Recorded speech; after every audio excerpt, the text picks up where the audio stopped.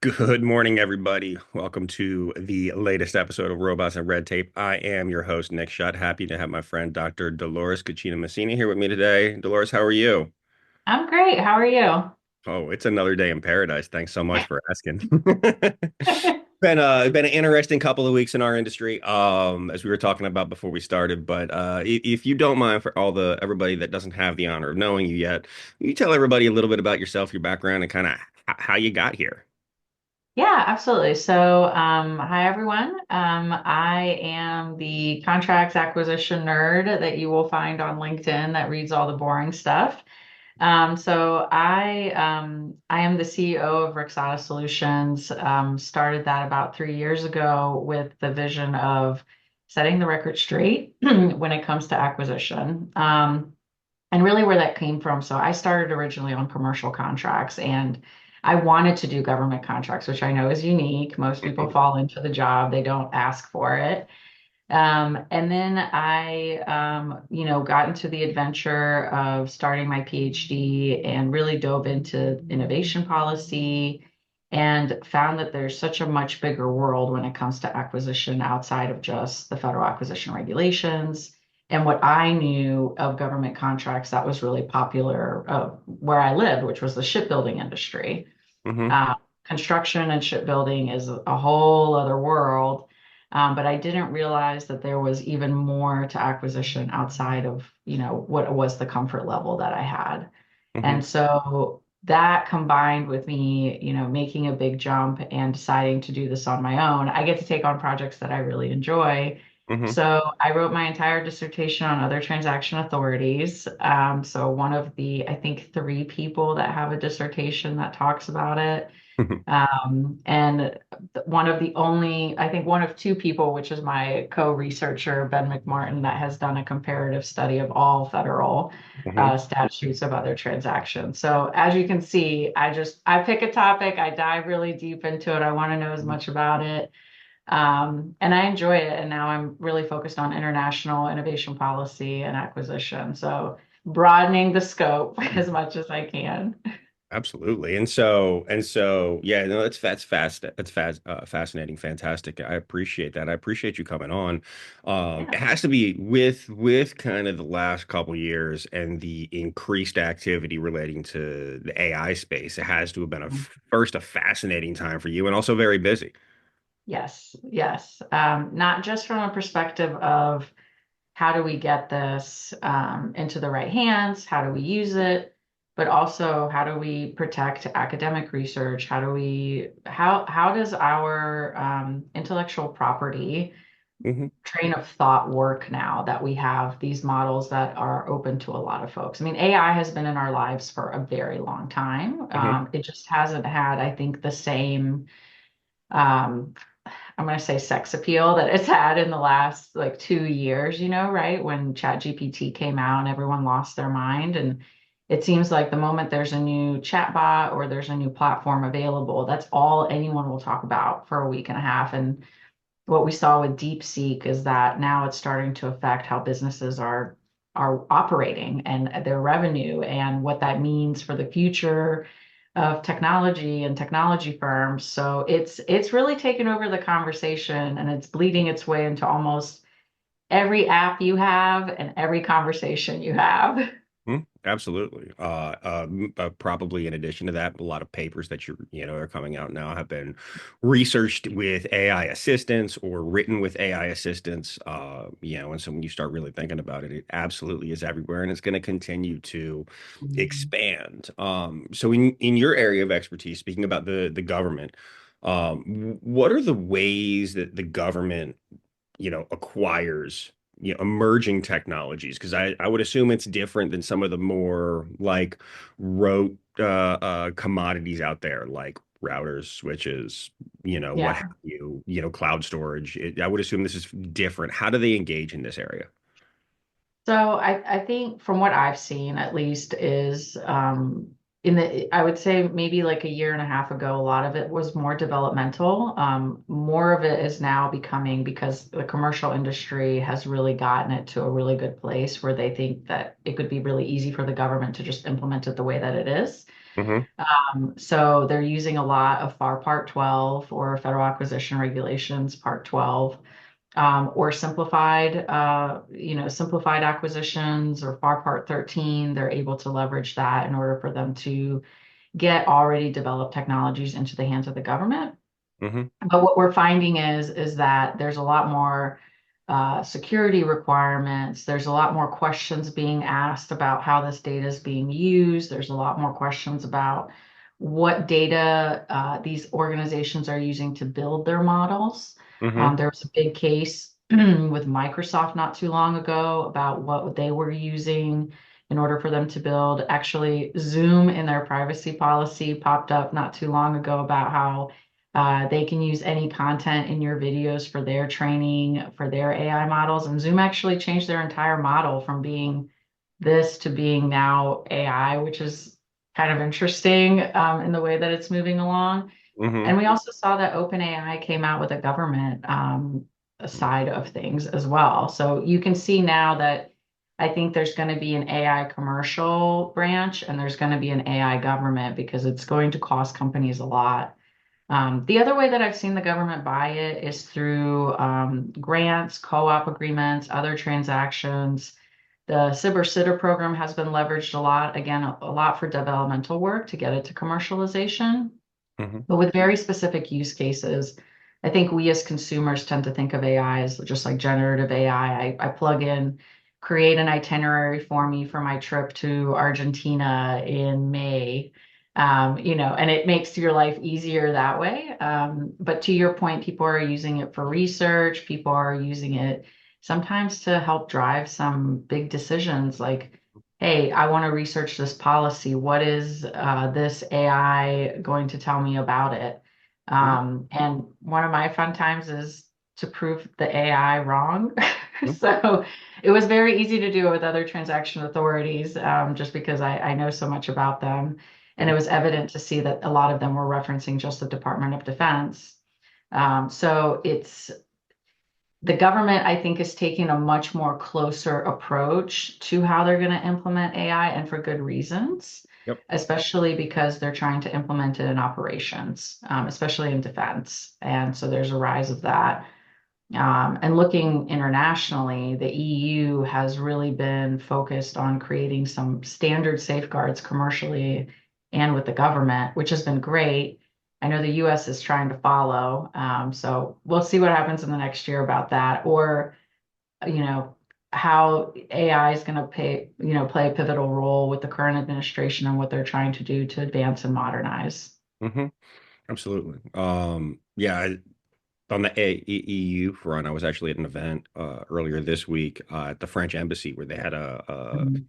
a panel with the French ambassador and a couple other people, and actually I think it was Microsoft's head of government affairs or government relations was there as well, talking a lot about how about the EU's AI Act and how that's being implemented and how like when you look at laws and things rolling out in the country, right? California tends to be the one of the strictest states as far as like legislating things and legislation is concerned and putting rules in place, and how because there's so many people there, everything kind of just has to fall in line.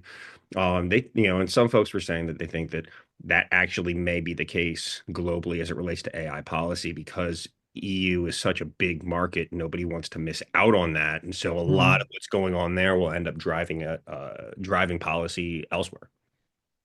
Yeah, and I think it'll also drive the market.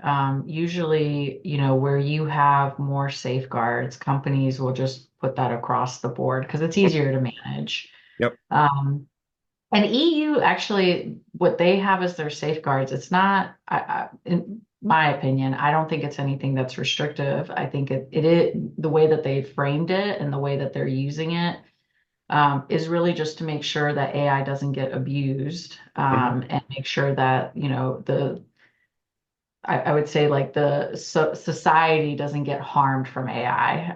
And we've all seen the movies. We all see when AI takes over and what happens.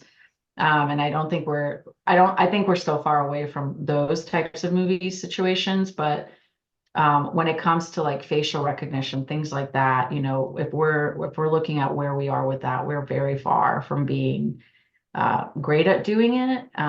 But there's a lot of use, and I think EU's addressing how to make sure that we're doing that ethically, and we're doing that also with a human element involved to make sure that the machine doesn't make a bad decision. Absolutely. Absolutely. And I think some of the common sense policies are ensuring that there's a human in the loop as it relates to Mm, decision making and things like that. Transparency and visibility into not just why an AI system said what it said or did what it did, but also understanding of the underlying, understanding the data that, the training data mm, that was used to train and build the system and understanding where that comes from as well, I think is super important. On government side, so there's three or four main ways that the government is engaging in the emerging technology space. One is mm, more routine FAR-based contracts, federal acquisition regulation contracts that are under, you said parts 12 and 13. Uh, mm.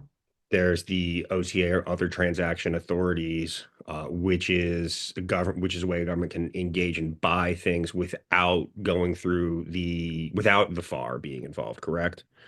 Uh, Yeah. and that, I mean, I know there's more to it, and I'd like to hear.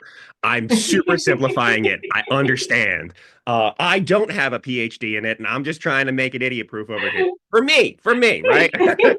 So, and then they have SIBR, which is a small business innovation research, and SITR, Yep. which is, I think it's technology. I don't remember what the T stand for. Technology transfer. Yeah. And then which are structured programs with a like a phase one for initial R&D, phase two Mm. for I think expanding, and then phase three is implementation. Um, Commercialization. Yeah. commercialization. And so multiple parts that run through that. And are those the main ways that they acquire and engage with emerging tech at this point? At this point, yes, I would say also I would just add on there, credas have become really popular as well. And credas, so everybody knows, there's no money involved in a creda.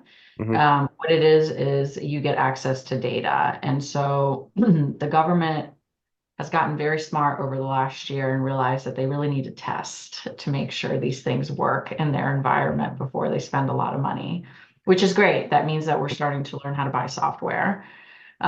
So for credas, what's the benefit to a lot of small businesses, medium businesses, or anyone creating this tech is you get to use government data to test it, and you have a more of like a partnership with the government.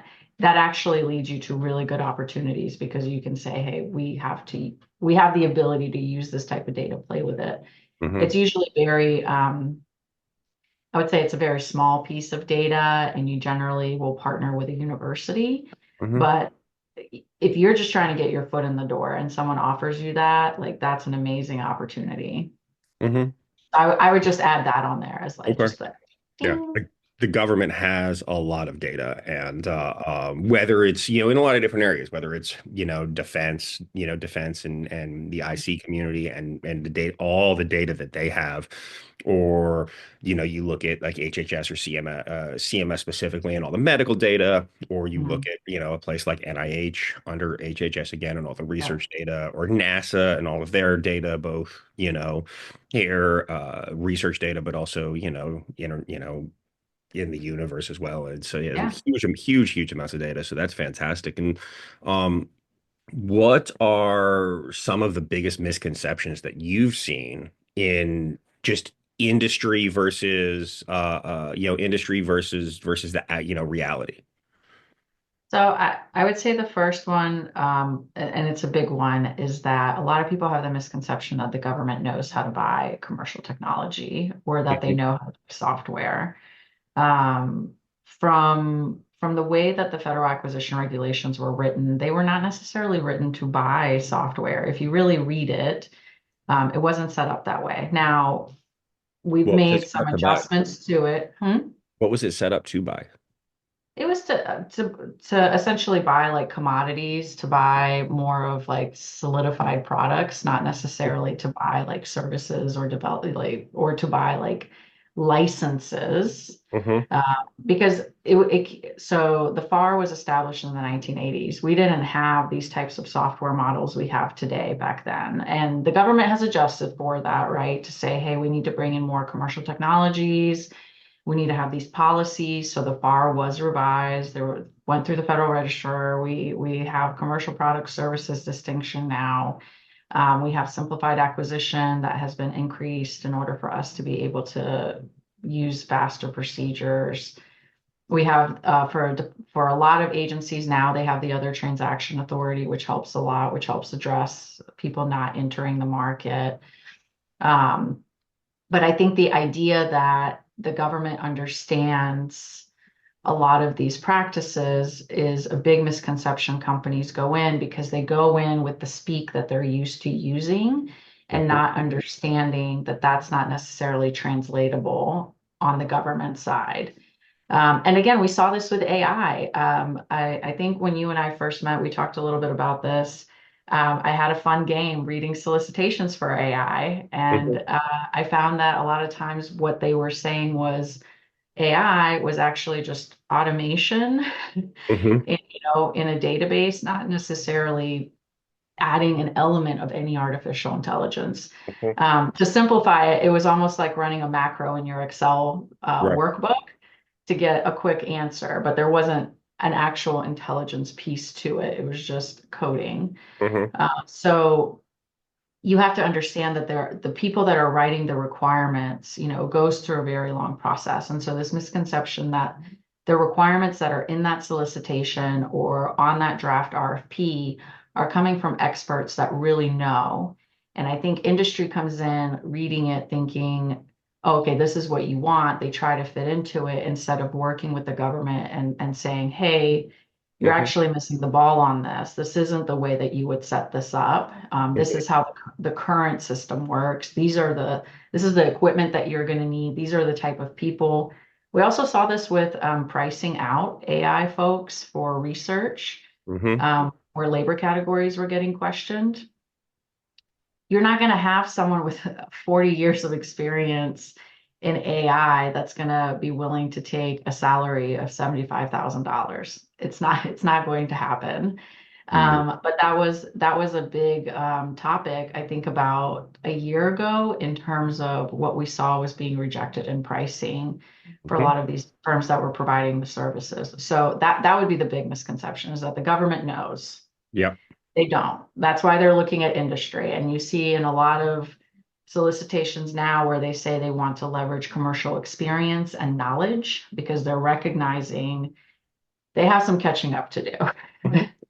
Absolutely, I they would do. say the second big misconception is that you have to have a specific award instrument for what you want to do, meaning how many times have you heard, Nick, for people being like, I want a sibber. That's all I want. If I just had a sibber, I would be able to make it. Oh yeah. Uh, it happens all the time, right? Someone's Mhm. like, "Ah, I just want a sibber. And it's like, why? Yep. Why do you want this? What are you trying to do? Hmm. And it's because they hear that that's the best way for them to go forth. The FAR and our US code is written to be flexible in order for us to leverage it for what we need to. And so it comes down to the question that everybody loves to hear from their contracts manager, which is it depends. Because it does. It depends on what you're trying to do. And so, to your point, if you're trying to do research, trying to do developmental work, you might not need a FAR-based agreement. Maybe you're looking at a grant. Maybe you need to fund something for that development. Maybe you're looking just to see if your idea is feasible. Hmm. So then you would go into like a phase one or research and development OT. You might even get a purchase order or a proof of concept type of agreement or a letter contract, something short term that you can just talk to the government in order for you to see, is this a feasible idea? Hmm. Go to a prize challenge, right? Maybe you need to first meet with government folks and understand how they speak. And so I think this misconception that you need like the Mhm. secret contract or agreement in order for you to make it is the second biggest one. Mhm. Yeah, so it sounds like those are really under the same thing, which is just lack of knowledge on both sides. Uh, which is absolutely something that we identify. I see and I have identified, and also, I don't think that industry should absolutely know always what government it does and how they engage, especially folks that are not, let's just say, in the bubble that we live in, as far as it relates to most of the people that I work with understand, or I know understand, because that's who we Right. deal with. Um, so I think that like there's that, but also I think the government should like I don't think it's the government should not like everybody should not know enough about every single topic that the government is buying to be an expert, right? They should have experts involved in the process, whether that's from an like, if you're developing or rolling out a new system, you absolutely need to have both the users and then, on both sides. So the users that are like the end users and then like the technical users who are going to administer the system, they all need to be involved, but they should not know how to build it themselves because if they did, then, they wouldn't need to contract it out. Yeah, well, and I mean, that's again, like, what are you trying to do? Are you asking for someone to solve the problem for you, or are you trying to buy a very specific thing, right? And this is where we kind of get into, I think, really the nitty-gritty part of the contract and how you're going to structure it. If you know what you're going to buy and you know exactly what it is, then just say it. Just say, I want to buy 17 Microsoft Office 365 licenses. Great, that's what you're going to get. Hmm. If you write your solicitation and say, I have a problem. I need some kind of technology to help me identify threats, be able to recommend me, some decision points, and then provide me a recommended solution based on those decision points. And then I can enter my fact knowledge and get a different solution.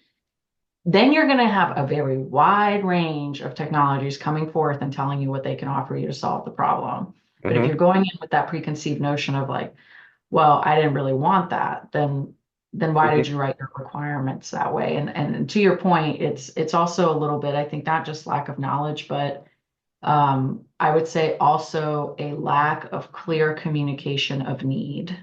Hmm. Um, and I think it's also because they're trying to protect, right, what they really want in some instances. Hmm. But you've got to say it because otherwise your acquisition plan goes out the window Yep. if you don't have that information.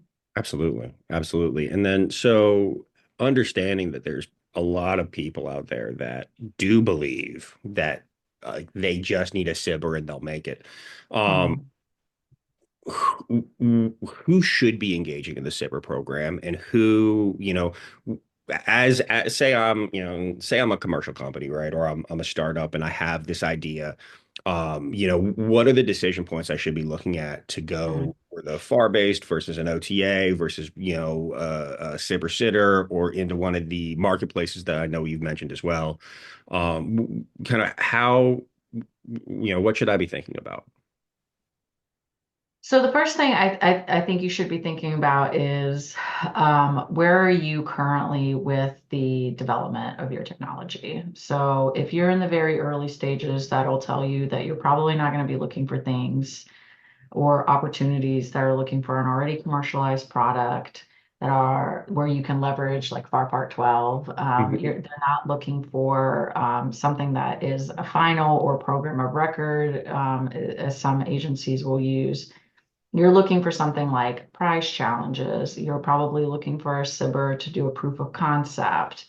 You're probably looking for a research and development, other transaction, maybe a prototype, depending on where you are. The way you would know is really, there's a scale. The government likes to use the technology readiness levels because it's a model that's existed for a very long time. It's a scale from 1 to 9.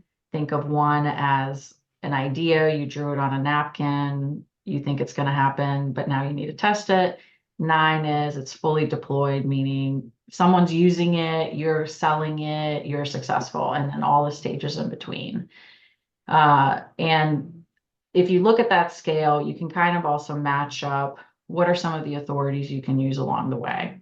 Hmm. Where it gets a little bit tricky is when you're starting to develop alternatives to that solution, where it could be considered developmental, but we'll keep it simple for Please. this morning, If just so we don't anybody lose wants to get more complex, you can reach out to her directly. it. Yeah. Yes, exactly. So I would say people that are looking for a SIBR Hmm. are going to be small companies that are trying to get their idea to the commercial market. That should not be your only pathway. And I say this to everybody. Do not think that you should only target one just because it's a good fit. At Hmm. the same time, you should be looking at other opportunities. Look at investors, look at venture capital, look at angel investors, look at bank loans, because the government takes a long time. Hmm. They are not quick with it. So Hmm. you have to make sure that you're planning out for 2 years to Hmm. potentially win an award because it's very hard for you just to get lucky the first time anyway. Oh yeah. So these are the small businesses that are going to go for that phase one. They're going to be the same companies that go for a potential prize challenge. They're going to be the same ones that are going to want to work with a partnership intermediary potentially. Companies that have really great relationships with universities and colleges would probably go for a sitter. And the reason for that is the small business still gets to keep all the rights to what the end product is, but they get to leverage the resources of the university in order for them to work together. The advantage of that is you have PhDs and you have experts at that university and data Hmm. that you can leverage and you can work together. So that's the only difference between a SIBR and a sitter is that in one hand you have a university involved, in the other one you don't. And Hmm. the way the Small Business Administration defines that is research institute. So as long as they're defined, they're fit within the definition of research institute. Usually they're not defined in the solicitation. Hmm. You can leverage them. So just be aware that that is a great opportunity. As you get further down the line and you start thinking more of like, hey, I'm thinking of prototyping, that's where the door kind of opens up for you a little bit more because you can leverage more opportunities. You can, more people are open to using like FAR Part 35, which is for research and development. More people are open to talking about other transactions for prototyping or demonstration, depending on the agency that you're working with. You could use simplified acquisitions. You could get a purchase order in order for you to work and with them to help develop that prototype. Hmm. It depends on what your budget is. And again, you can do all this at the same time. You can apply for SIBR phase two. You can apply for a SITR phase two. You can apply for an OT. You can apply for a grant. You can get Hmm. venture capital funding. You're trying to get your product to the commercial market. That is your goal. That is the purpose of the SIBR and SITR program is commercialization. And generally, that's the purpose of how government funds innovation. It's for the public good. Hmm. There is an exception, of course, of doing any kind of developmental for specifically for government use. Hmm. And that's where like you'll hear the stories of like how DARPA operates and what they're creating and how they're working with commercial firms.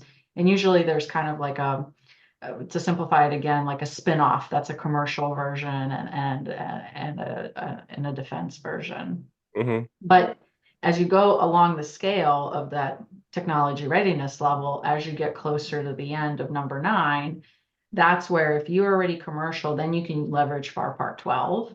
Hmm. You can if you really want to get into it, you can start, you get really, really big, you can start supporting any kind of cost plus contracts because now you're able to divide those costs very, very specifically. You know exactly how to sell it. You can price it out. You have enough people. Your indirect rates are low enough and you're able to deliver it at scale. There's a lot more, I would say, uncertainty in the beginning, a lot more certainty at the end. And so the door really opens up for you as you go along the scale of where you go from grant and Hmm. loans, SIBR, sitter, OTs, and then the FAR covers it all. It just you have to find people that are familiar with it. Okay. So I need a visual graphic for you this because I do. feel like I'm doing a lot of hand motions. Yeah, absolutely. graphic would be great. Out of curiosity, how do FFRDCs fit into this? So they fit into it, I would say, probably more in the research and development and prototyping stage, and true prototyping. And what I mean by that is you're really trying to develop something from an idea, not just you're like modifying something. The government likes to see something to be truly unique. And they usually come in as like a trusted partner. Uh, Sometimes they're the prime and they bring in the small business in, or they're the lead on the team, depending on what kind of instrument you're using. And they're able to leverage it that way. But they play a really big role. You just have to find one that fits within the technology area that you're in. Hmm. AI is very saturated right now. So Hmm. you have to be able to solve a very unique problem in order for you to be able to work with a lot of these partners. That makes sense. That makes sense. And just so everybody knows, FFRDC, it's a federally funded research and development center. Those are contracts that the government gives out to private industry to essentially administer R&D budgets. Is that right? Yeah. Okay. Yeah. And usually you also see a lot of partnership intermediaries Hmm. as working in those types of relationships as well to help get the like ideas to the forefront to the Hmm. government.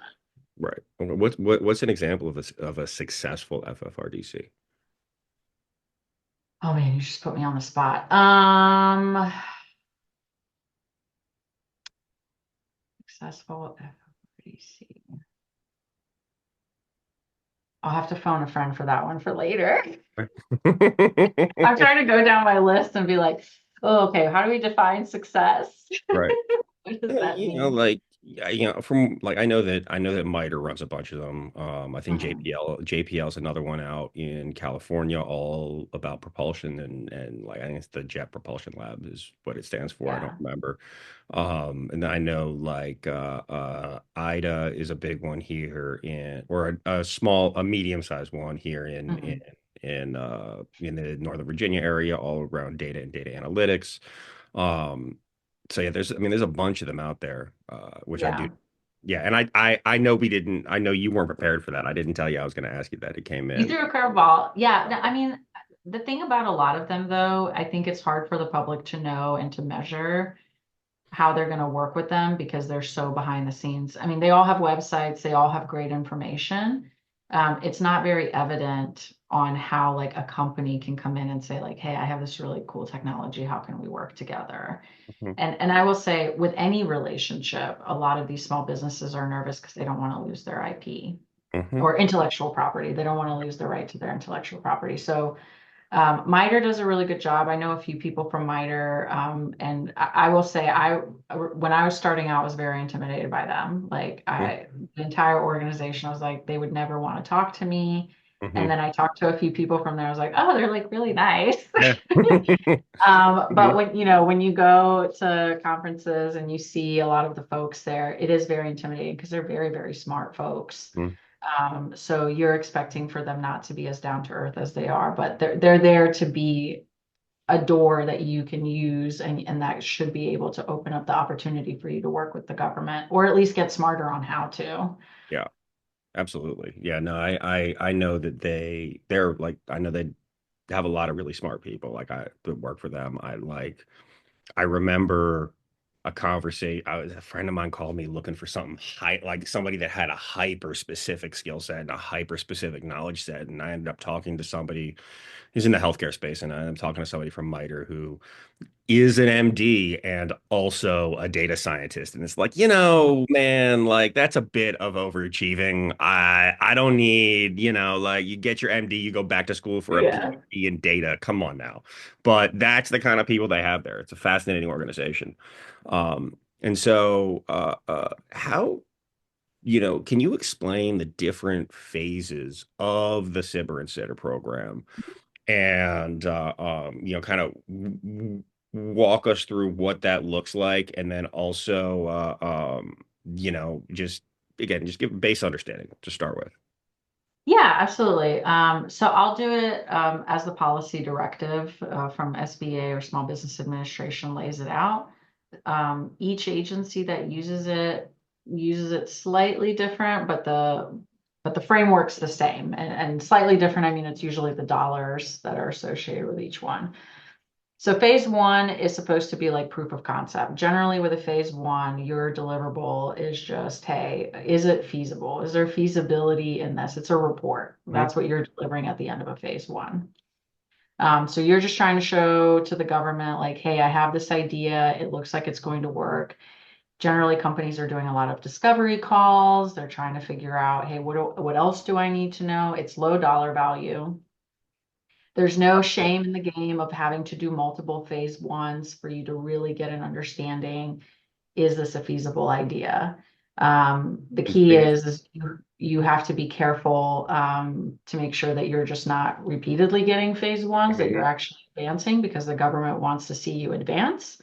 But those are conversations you're going to have with your government client. Now, a phase one with like Department of Defense may be very different in the feasibility results than Mhm. it might be with like Department or NSF, Mhm. right? Their seed fund might be very different because Department of Defense is different. Yep. They're just Yep. always going to be different. Mhm. So for you to be able to see, hey, can I actually bring this idea forward? Phase two, think of that as like you're prototyping or further developing this idea to show that you can actually make it into something. Mhm. This is where you'll see there's also a program within CyberSitter where you can get additional funding for that phase two. Department of Defense calls it TAC-5 Strat-5 funding, but it's in the SBA policy directive that every agency can offer this. So if you get private funding from someone else, the government can match it. You have to apply for it, write a proposal, but you can kind of build on that phase two to continue developing this Mhm. technology. Phase three, I would say, is kind of like the outlier in all the phases because you don't have to go linearly. Phase three, you can go phase one to phase three.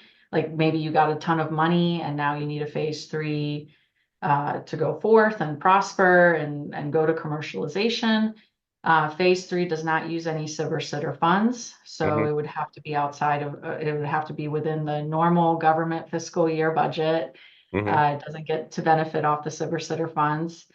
Phase three does not have any dollar limit because it is not associated with silver sitter. Mhm. And that really is to get you to the last stage, like to say, like, here's my final product, I'm going to commercialization. Mhm. Now, the one thing that I will say is not every company needs a phase three. Mhm. Some companies will get a phase two, they'll get a huge investor in, and they can go to commercialization off of that. And that's a success. That Mhm. to me is still a success from the Silver Sitter program. A Yep. phase three does not define the success. Mhm. But those are the three phases. It's the same thing for sitters. Mhm. Phase one, phase two, phase three works exactly the same way. The other big benefit of the Ciber Sitter program that I have to throw out there, or else I'll get my hand slapped if I don't say it, is Mhm. it has really great intellectual property rights. Mhm. They follow you, so keep taking advantage of them because it gives the company a lot of credit for the work that they're doing. So don't give those up. That should be your starting point if you do have a Ciber and Sitter. So that is a huge benefit of the program as well. That is a huge benefit. And so two questions. First, you mentioned the phase ones are low dollar. Is that is that still a $250,000 cap, or is that It depends on okay? the agency. So I've seen where, like for example, NSF for phase one has gone a lot higher. Okay. But I think it's also because it depends on like how much research it's actually going to take. Mm-hmm. They treat it as like a grant system, so they increase it. DoD is pretty good at like capping at like 50K usually, so Okay. it's very low. Mm-hmm. But depending on how they want to leverage it and who they want to enter, or what budget they have, they can get it up there. It just Mm-hmm. depends on what money they have. Right. Absolutely. And then if you do need to move to a phase three, does the sponsoring office from the phase two, do they have to be the ones to pick you up? No, it can be anyone. Okay. Anyone can pick you up. Once you have a SIBR, you kind of have just like a calling card for people. You've met competition standards. Hmm. So you can go get a contract to further develop it from somebody else. You do not have to go like Air Force to Air Force. You could go Air Force to IRS. IRS could fund the phase three if they wanted to. Hmm. Um, if they had the money, right? And you guys have been in conversation. That SIBR and SITR gives you a lot of advantage as a small business to be able to leverage it and to say, hey, I've met competition standards. I have this calling card now. I have a proven proof of concept. There's Hmm. even opportunities where I know it kind of sucks for some companies where you get selected but not funded, Hmm. which means again, like government thought it was really cool, but they ran out of money when they got to you. Hmm. So you don't get any money, but now you have to find someone that has the money and that can pick it up. Right. People don't spend enough time, I think, finding opportunities for that. I think mostly because it kind of breaks your spirits to know, like, oh, I think you're cool, but not cool enough is how it comes off to a lot of folks. Hmm.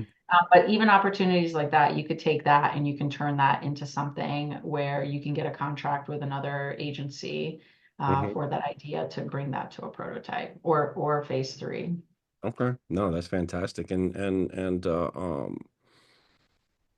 What about OTAs? How do OTAs work? How do they differ from SIBR and SITR? And from far-based contracts. Yeah.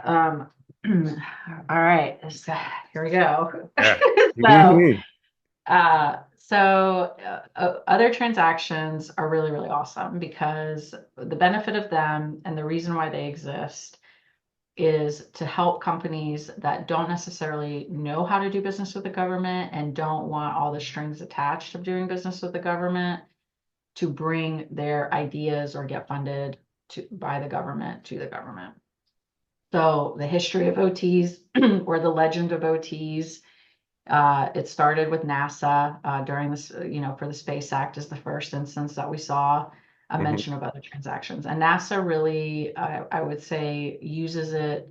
They have the shortest authority. They also use it the most broadly Hmm. because it just says use other transactions. There's that whole statute that you have for Department of Defense, they don't have. They have this blurb. That's it. Hmm. That's all that exists. Most agencies, what they use it for is they generally call it research and development or research and demonstration. Department of Defense, because they're special, Yep. they have their statute that they use that's very prescriptive. It describes, they have one statute for research and development, one statute for prototyping, and it also includes what's called a follow-on. That's what people are most familiar with. The way other transactions work is they're not, for some agencies, they're not just for innovation. They could be used for leases. They could be used for anything that it makes sense for them to use it for. That is literally like they have a very broad authority.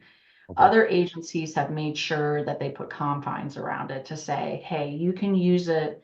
Like NIH is very specific. They're like, you can only use this statute to study blood and lung cancer. That's it. And Interesting. anything associated with it is within the statute. Hmm. Department of Defense said, well, now there's a long history of how we got here, but Department of Defense said, in order to support the Department of Defense mission, you can use these authorities to develop your technology. And then if you're successful, you can also use what's called follow-on, which can be FAR-based or non-FAR based. Hmm. The way companies will use OTs is or the government they may decide what competition makes sense. So they would do their market research. If no other company is able to bring this forth, they can go and they can work with that company direct. They would put in their file Hmm. that, hey, we did our market research. This authority made the most sense. There's no one else that does it. So we're going to work with this company. Hmm. There's no like sole source. Sole source is a FAR term. So Hmm. FAR does not apply. Right. That does not mean that OTs are not do not have any laws Hmm. regulating them. You still have to follow laws. There's still several things that apply, like NIST still applies. A lot of people are surprised by that. And I always have to say it's not CMMC, it's the NIST 800 171 that Hmm. applies, not CMMC. The other one is SECA does not apply to OTs because if you look at the nature of it, you're looking at research, you're looking at technology, you're looking at ideas that people are bringing that are not necessarily going to be available worldwide. And the example that I use, like in classes, is there's not very many Dr. Neil deGrasse Tysons out Hmm. there. And so most likely he would be a very great candidate for an OT Hmm. without competition because he's going to bring a lot of ideas forth. The other thing is like it gives you flexibility to build teams and you're able to not work. You don't have to work in the prime sub relationship that a lot of Hmm. people think of. It's no longer a cooperative type of arrangement that you would see with the FAR. You're leaning more towards a collaborative approach as much as possible when it comes Hmm. to OTs. To really simplify it for everyone, the beauty of OTs is you get to work with the government how you would in the commercial sector. Hmm. You get to negotiate all the terms, you get to look at the agreement, you get to negotiate how you want to structure it. If there is a change, like let's say your milestones changes and your prototype isn't going the way you want it to go, you and the government can get on the phone and you can say, hey, I don't think these milestones make sense anymore. Can we adjust them? I think that's actually going to increase our cost or decrease our cost. We'll probably Hmm. have to think of how to restructure this agreement, and the government is willing to do it. Oh, fantastic. So it allows for a ton of flexibility. You just have to know what the statute for that specific agency says so that you could leverage it appropriately for what you're doing. Hmm. There's not an end goal like with Sitter to go to commercialization with OTs. Hmm. The goal is just to get that thing that you need and be able to fund that. Hmm. What are some examples of some successful, you know, some successful projects that have been developed utilizing this? Utilizing OTs or Mhm. Sitter or OT, both. OTs. OTs. So DARPA actually has a ton that they have posted. I would say the biggest one that most people are familiar with is the COVID vaccine. Mm. That was funded largely by OTs, dating all the way back to the early 2000s. So from the initial research, and it was across the entire federal landscape. It wasn't just HHS. It was you had NSF involved, you had DoD involved, you had Department of Commerce involved, and there was billions of dollars that went into that research and into getting you the vaccines that we were able to receive in 2020. That to me, I think is the most vast example Hmm. that you have. Yeah. Um, you also have the example of a lot of the satellites that we have. They were funded by OTs. Hmm. Um, During the Space Act, a lot of the stuff that NASA did was OTs. They leased buildings, they got people in, scientists in, they contracted out with them through OTs. So the possibilities are endless. The success stories that DARPA, you can actually go on DARPA's website. You can look at the contracts that they've done and the research that they've done that they're able to publish and they'll have them on there and describe the projects for you. NSF also reports on them as well. Okay. Um, Another successful OT that I know you're going to ask me about later Mhm. is the Trade Wind Solutions Marketplace. That was an Yep. OT. Amazing. That was a concept that was brought forth. Yeah, it Hmm. was a model. So that's a really great example that a lot of people are familiar with. Hmm. Not one day they'll be as familiar with it as the COVID vaccine, but Not yet. we'll get Not yet. We're early there. days. Early We're in the days. early Hmm. days. So what it you I mean, you brought that up. That was where I was getting ready to go. Can you explain what it is to people, what problem it's trying to solve, and why the government decided to spin up this essentially new avenue, right? Yeah, so Trade Wind Solutions Marketplace, it is new. It's only been around since November of 2022. So Mhm. it is brand spanking new for Yep. government. Hmm. So it is an idea of having a marketplace that instead of, reading the dreaded white papers that we're so familiar with in the government in this, especially in the innovation space, the idea is get rid of the white paper, have a 5-minute video. It's a Hmm. 5-minute video that has to follow the rubric that's in the announcement. Companies submit to this video, it gets assessed the very next month. So if you submit today in February, in March, it'll be assessed Hmm. by academic, industry, and government assessors. And then by the end of that month, by the end of March, you would know the results of whether you're awardable or not awardable. Hmm. What that means is if you're awardable, you get into the marketplace. You have met competition standards. You're in the marketplace. The government can go into the marketplace only government has access. Hmm. They can do their market research in there. They can pull a video from the marketplace, say, I want this solution, and they can leverage any award instrument they want and work with that company and write them an award. You've Hmm. met competition standards. So you can most of the time they award another transaction because Hmm. it's everyone wants to be cool. They want Yep. an OT, so they're going to write an OT. Absolutely. But we've had delivery orders. We've had traditional bar-based contracts awarded off of the marketplace. So what the awardable status gives you is very similar to what we talked about for SIB or sitter. It gives you a calling card to say, hey, you want to find me. Are you familiar with the Trade One Solutions marketplace? Hmm.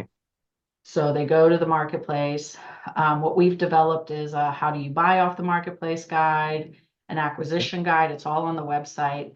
And the big ethos for us is transparency. So we really try to make sure that we're helping people. We have a great feedback loop. So Yep. that being said, for the companies that are not awardable, because I know everyone's like, okay, well, what if I don't get in? What does Hmm. that mean? That doesn't necessarily mean you should stop. That means that what you're going to get if you're deemed not awardable is a feedback from the assessors. So you'll get to see how you scored. You'll get a heat map. You'll get comments from the assessors. You'll get all that in a separate email. You'll be able to look over that, see what adjustments you need to make in the video. Then, if you have questions, what we have is called real people time or RPTs, Hmm. which are our office hours. So you can schedule time with us. We'll walk you through all of the feedback.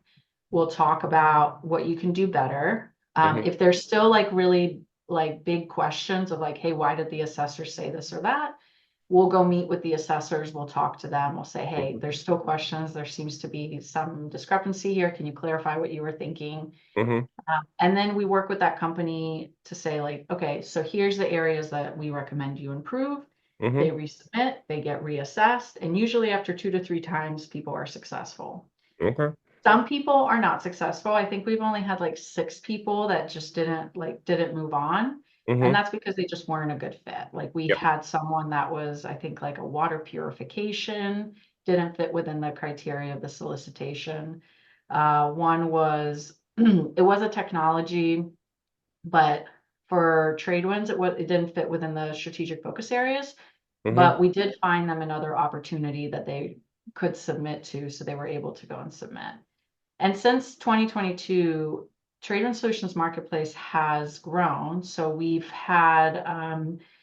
have what's called the Cyber Aisle, which is now part of the Solutions Marketplace, which is a place for potential phase threes. So we know that there's a problem set. We know that Hmm. the government and Congress, phase threes are really important to them. So we're trying to collect people, everyone that has had or has a phase one or phase two to submit their information. It's all in the announcement. Hmm. The video is slightly different from what is for the marketplace itself. We check it for compliance only. It doesn't go through assessment because you've already done competition. Right. You got the SIBR. Your video goes into the marketplace of all the SIBR aisles. And that way, if the government is looking, hey, I really like one of my goals is to do a Hmm. SIBR phase three. Where do I find these companies? I'm going to find it here. And we're just one of the people trying to solve it. GSA is trying to solve that. Hmm. Other agencies are trying to solve it for Congress. But this is just one idea. So we're testing that idea. We're testing SIBR aisle to see It's interesting. how viable it is. We also supported a CDAO SIBR open topic Hmm. at the end of last year. And so the idea was you don't write a technical, you submit a video.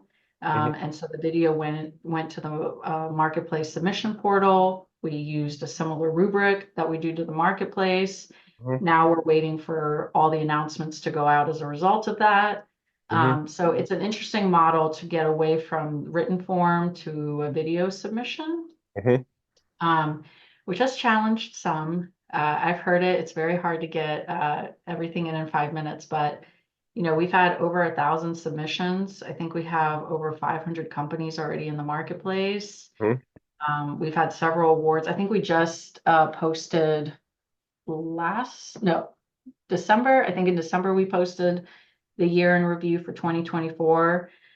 So we've had a lot of successes off of it. We've also, I would say, challenged a lot of contract shops to really dig into the US code and dig into the FAR to make sure that they're getting all their paperwork together. But the people that have used it have liked it. It's a great market research because they've been able to get through all the noise of like people saying what they think they can do or vaporware. Hmm. We hate that.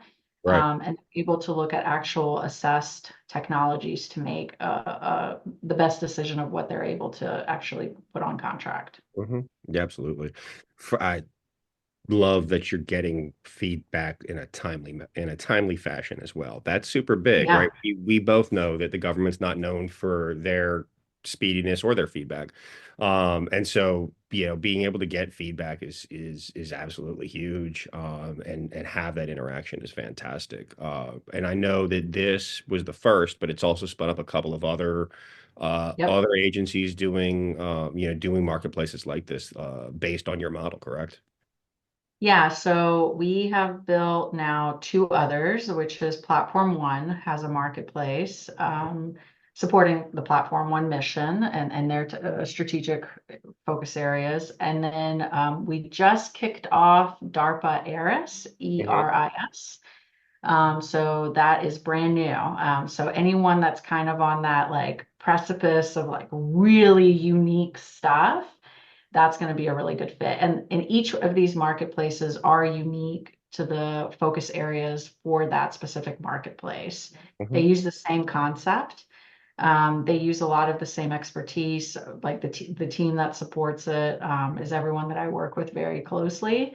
Yep. So we've been leveraging this model now for three marketplaces. I'm excited to see what next year or this year, I guess, brings for it. But it has, I would say, it has brought a lot of interest and has also uh, been able to unlock possibilities for companies that are trying to create that like how do you find us map Hmm. that are still waiting on a SIBR or maybe they're still waiting for like their one first win.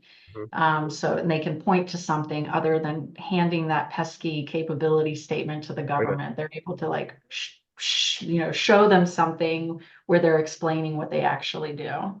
It's fantastic. I love it. I love what you're doing. I love the innovation, especially and I appreciate you coming on. Before we do wrap up, do you have any additional points? Anything we missed? Anything else you'd like to say to folks?